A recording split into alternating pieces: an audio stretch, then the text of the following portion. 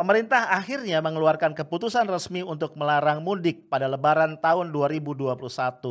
Padahal sebelumnya Menteri Perhubungan pernah menyatakan bahwa pemerintah tidak melarang mudik, yang kemudian dikoreksi oleh Satgas COVID-19 yang mengatakan pemerintah belum mengambil keputusan. Kita seolah-olah diingatkan tahun lalu pun terjadi kekisruhan karena presiden melarang mudik namun mengizinkan pulang kampung. Akankah terulang kebingungan masyarakat tentang langkah-langkah pemerintah untuk menangani pandemi?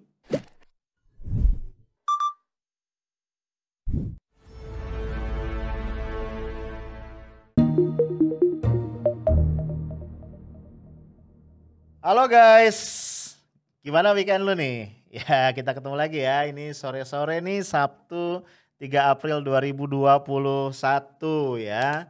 Mungkin sebagian lu ada di rumah, mungkin sebagian lagi ada di nggak tahu di tempat wisata mungkin ya. Tapi dimanapun lu sekarang berada, gua ingetin ya, jangan lupakan protokol kesehatan ya. Jangan sampai nih ya nanti menyesal di belakang karena kita terjangkit COVID hanya gara-gara kita abai, lalai, dan kurang hati-hati. Ya guys, ini ada berita menarik ya yang bikin gua agak kaget ya. Ini seolah-olah nih kita udah bebas COVID nih ya. Jadi 1 April kemarin guys, itu Jasa Marga mencatat ada 185.000 kendaraan meninggalkan Jakarta. Gue bayangin ya itu kalau satu kendaraan kita pukul rata ya, berapa? 4 orang deh ya. Itu berapa orang ya? Hampir 1 juta orang ya. Ya 900 ribuan lah orang meninggalkan Jakarta. Wih gila ya. Itu kita bayangin ya menuju Puncak, Bandung ya, kota-kota di Jawa gitu ya. Ini padahal cuma long weekend 3 hari doang bro. Ya. Nah kenapa buat gue ini menarik kita omongin ya di afternoon tea sore ini. Karena sebentar lagi kan akan ada momen bulan puasa ya kan. Beberapa hari lagi kita akan masuk Ramadan 1442 Hijriah. Dan di ujung momen puasa itu ada momen Idul Fitri atau Lebaran. Nah dalam konteks atau kaitannya dengan COVID ini jadi krusial nih bro ya. Ya misalnya aja tahun lalu itu pemerintah melarang mudik ya nggak sih? Tapi ternyata nggak terlalu signifikan juga dampaknya karena ketika mengeluarkan larangan mudik ya Pak Jokowi dalam satu interview dengan Najwa Shihab mengatakan pulang kampung itu nggak dilarang. Ya. Karena selama ini yang kita tahu bahwa pulang kampung dan mudik itu adalah sinonim. Ya. Tapi rupanya tahun lalu Pak Jokowi itu dengan kreatif membuat satu definition yang itu diaminkan kemudian of course lah ya oleh pasukan di bawahnya, oleh para menteri dan pembantu-pembantunya. Ya jadi kalau mudik itu adalah tradisi mengunjungi kampung halaman ya yang terkait dengan lebaran. Itu yang dilarang ya, itu dilarang. Sementara kalau pulang kampung itu ada orang-orang yang tadinya bekerja di kota tapi mungkin karena diberhentikan ya atau bisnisnya macet segala macam, mereka kemudian pulang kembali ke kampung halamannya. Walaupun gue secara esensial bingung ya, kan ujungnya akan tumplek-blek di kampung juga kan. Nah guys, gue khawatir ya kebingungan dan inkonsistensi yang menyangkut dilarang atau tidaknya mudik ini bisa saja terjadi kembali pada tahun ini. Dan kalau sampai itu terjadi menurut gue akan sangat berbahaya bro. Kenapa begitu ya? Kita lihat ya beberapa waktu yang lalu Menteri Perhubungan itu dengan clear mengatakan bahwa pemerintah tidak melarang mudik. Ya gak sih? Ya kalau tidak dilarang kan arti boleh kan gitu ya. Ini sudah jadi angin segar nih ya untuk para pekerja migran ya. Untuk orang-orang yang bekerja di Jakarta tapi sebenarnya mereka berasal dari wilayah di luar Jakarta. Ya lo tau lah ya kota-kota besar Jakarta, Bandung, Surabaya, Medan segala macam. Itu akan menjadi selalu menjadi tujuan urbanisasi. Ya orang-orang mencari rizki itu kan biasanya ke kota-kota besar. Karena pusat-pusat pertumbuhan itu masih di kota-kota tadi. Nah, belum lama sesudah itu kemudian juru bicara Satgas Covid Nasional ya itu mengatakan bahwa sebenarnya pemerintah belum mengambil keputusan. Sampai di situ aja gue geli ya dan gue dejavu ya inget wah ini tahun lalu juga kayak gitu ya. Yang gue sedih ya yang bikin gue miris adalah ini kan persoalan yang sangat penting. Yang menyangkut nasib rakyat banyak dalam konteks tadi bagaimana kita bisa menghambat penularan COVID. Apalagi berkali-kali Pak Jokowi mengatakan bahwa ya keselamatan rakyat itu adalah hukum tertinggi. Ya kan? Salus populi suprema lex kan. Itu Pak Jokowi entah diajarin siapa ya. Senang banget tuh ya menggunakan kata-kata itu dalam berbagai kesempatan. Tapi kan harusnya bentuk implementasinya adalah kekompakan nih ya dalam sikap, langkah, tindakan, kebijakan ya yang diambil oleh para pembantu beliau ya para menteri ke bawah nih ya ke publik supaya clear gitu.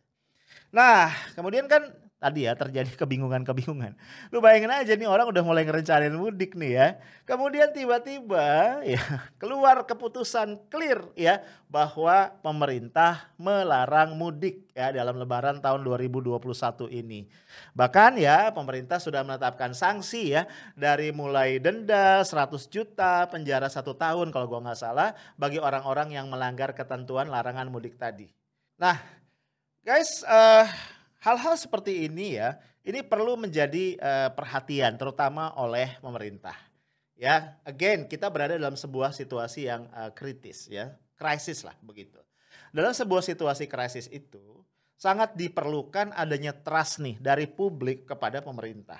Dengan trust itu, maka berbagai instruksi, direction, arahan ya dari pemerintah itu akan ditaati dengan baik oleh masyarakat. Masyarakat akan mengikuti. Tapi bisa lu bayangin kalau kemudian dari hari ke hari ya masyarakat selalu dihadapkan pada inkonsistensi yang menyangkut persoalan tadi. Ya, lambat laun kemudian orang menjadi tidak peduli atau bahkan mungkin orang akan mencari-cari celah ya. Ini oke, kebijakannya ada larangannya. Ini ada caranya nggak sih gue bisa ngeles dari larangan itu?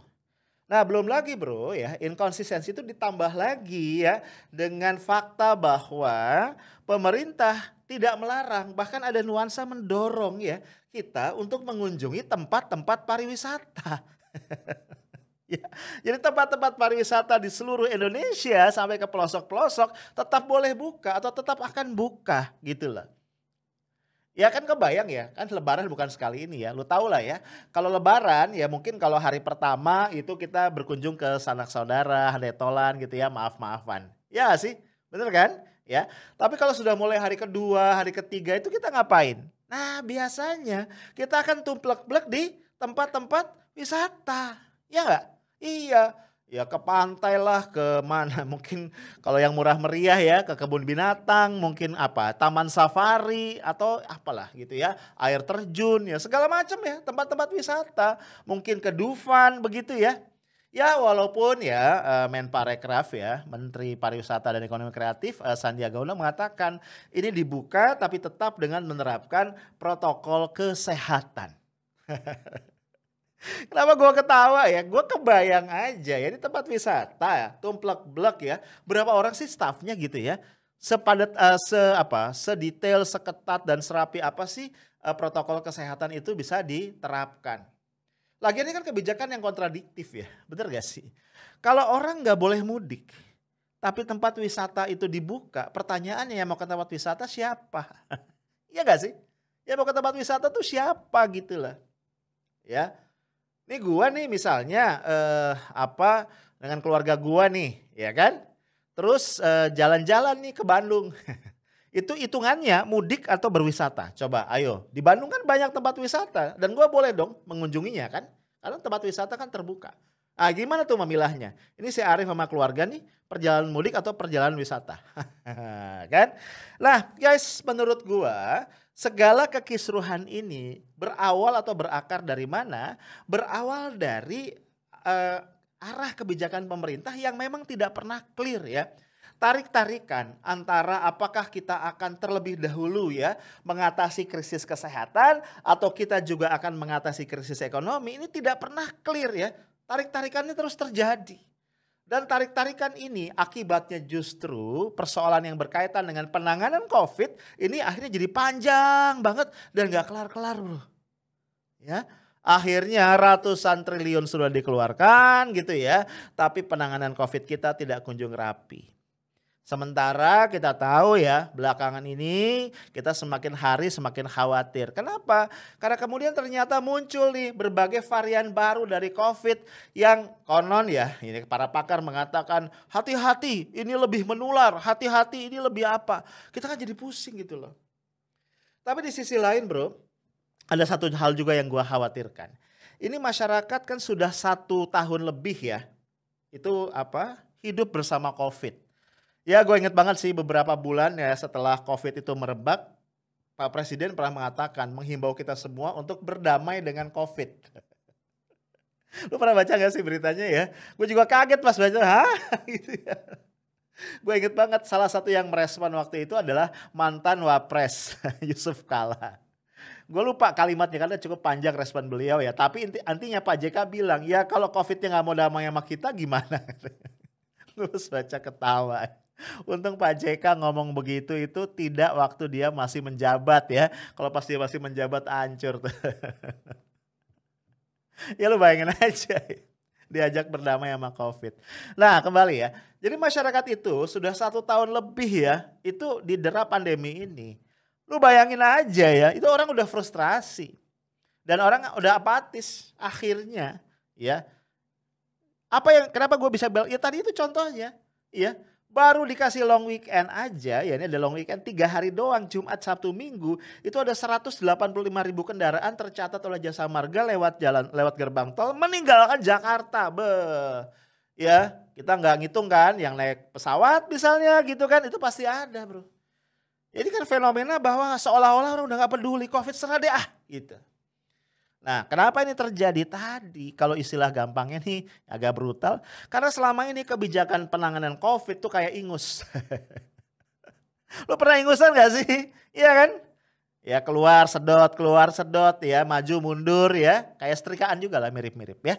Nah ini yang menyebabkan masyarakat jadi frustrasi. Nah ya kembali ya ke persoalan mudik tadi. Menurut gua ya, kalau kemudian pemerintah again mengulangi kekisruhan kebijakan tahun lalu dalam persoalan mudik, ini dampaknya akan besar ya. Satu tadi, distrust masyarakat, apatisme masyarakat mengenai hal-hal yang berkaitan dengan penanggulangan COVID itu akan semakin terasa, semakin besar, semakin signifikan, semakin menguat ya. Itu yang pertama, masalah distrust. Nah yang kedua nih, yang gua khawatirkan, akan terjadi ya mudah-mudahan tidak ya, akan terjadi lonjakan dalam penularan COVID gitu loh bro. Ya, ini harus kita antisipasi. Ya namanya orang sudah pulang kampung ya, lu kan gak mungkin pulang kampung terus melakukan isolasi mandiri. Ya lu ngapain pulang kampung bro? Ya sih, ya ketika lu pulang kampung itu kan resiko kena di jalan segala macam tinggi banget ya. Belum lagi di kampung ya, lu pasti silaturahmi ke handai tolan, ke tetangga segala macam, ke teman lu teman main lu waktu masa kecil segala macam. Ya sih. Ya itu ada acara, tahu kan ya lebaran ya, sehari itu kita bisa berkunjung ke sekian rumah gitu kan ya. Belum tadi kalau lu rame-rame sama keluarga besar lu ke tempat-tempat wisata, waduh ya lu tau lah pasti ada acara makan bareng. Kalau acara makan bareng gak mungkin social distancing, kita gak mungkin pakai masker ya kan, waduh luar biasa itu droplet kemana-mana. Nah jadi yang gue khawatirkan yang kedua nanti akan ada lonjakan gelombang tadi ya.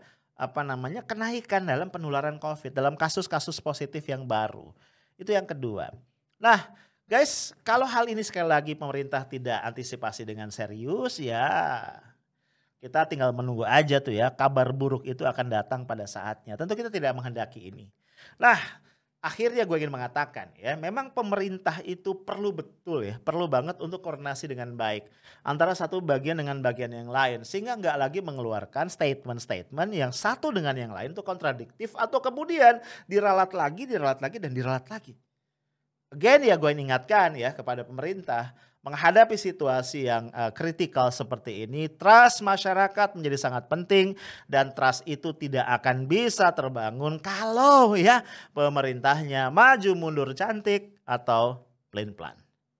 Itu aja dari gua, stay tough, smart and professional. Assalamualaikum warahmatullahi wabarakatuh.